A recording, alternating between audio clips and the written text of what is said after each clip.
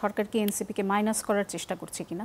এনসিপির একজন নেতা এমন অভিযোগ তুলেছেন, সুনির্দিষ্টভাবেই বলেছেন যে এই প্রক্রিয়ায় ভ্যানগার্ড হয়েছে নির্বাচন কমিশন এবং সরকার চাইছে এনসিপিকে মাইনাস করতে, যেহেতু তাদের স্বাক্ষর না করা জুলাই সনদে সেটি নিয়ে অনেক বেশি আলোচনা হয়েছে। এবং নাজমুস সাকিব নামে একজন তার ফেসবুক স্ট্যাটাসে লিখেছেন যে ডক্টর ইউনূস যখন অভিমান করে ক্ষমতা ছেড়ে দিতে চেয়েছিলেন তখন এনসিপির নাহিদ ইসলাম কি তার অভিমান ভাঙান নাই? তাহলে আজ যখন নাহিদেরা অভিমান করলো তখন তিনি কেন অভিমান ভাঙিয়ে তাদের জুলাই সনদ স্বাক্ষর অনুষ্ঠানে আনতে পারলেন না? দুটো বিষয়ে, প্রথম কথা হচ্ছে এই সরকারের ডায়েরিতে মাইনাস বলে কিছু নেই।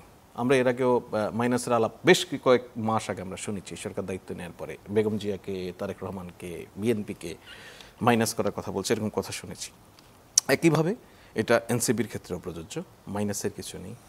আরেকটা হচ্ছে আপনি যেই ফেসবুকে একজন লিখেছেন যে জনাব নাহিদ ইসলামের মান অভিমান, আমার কাছে এটা মান অভিমানের কোনো বিষয় মনে হয় না। জনাব নাহিদ ইসলামের দল এনসিপি কী কারণে জুলাই সনদ স্বাক্ষর অনুষ্ঠানে যায়নি, পলিটিক্যালি তার পার্টি ফোরাম বসে ডিসিশন নিয়ে সিদ্ধান্ত নিয়েছে, এটা নাহিদ ইসলামের একার সিদ্ধান্ত নয়, এবং সেটা প্রেস কনফারেন্স করে তারা জানিয়েছে। সরকার ইতিমধ্যে জাতীয় ঐকমত্য কমিশনের মেয়াদ বৃদ্ধি করেছে, সেই কমিশনের কাছে তাদের যে দাবিগুলি ছিল সেগুলি ইন দ্য মিন টাইম রিভিউর জন্য আছে, সেই প্রক্রিয়া নিয়ে আলাপ আলোচনা হচ্ছে। এবং এখন পর্যন্ত একবারও এনসিপি বলেনি তারা জুলাই সনদে স্বাক্ষর করবে না।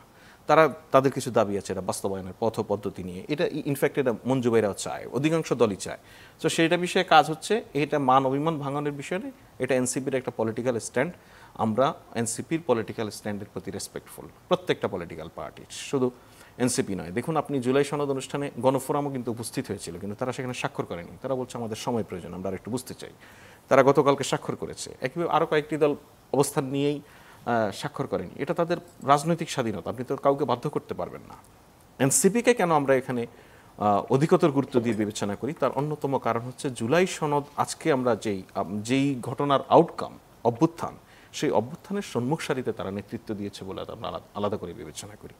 সেই আলাদা বিবেচনার বোধটুকু এই জাতীয় ঐকমত্য কমিশনে যারা কাজ করছেন তাদের এই বোধটুকু আছে। সেই জায়গা থেকে এনসিপির নেতৃবৃন্দের সঙ্গে সরকারের নিবিড় যোগাযোগ আছে এই বিষয়ে, পার্টিকুলারলি এই জুলাই সনদ স্বাক্ষর এবং তাদের দাবি দেওয়ার বিষয়ে। সেটা চেষ্টা হচ্ছে কিভাবে এটা একটা সলিউশনে পৌঁছানো যায়। এখানে মানবিক মনের কোনো বিষয় নেই।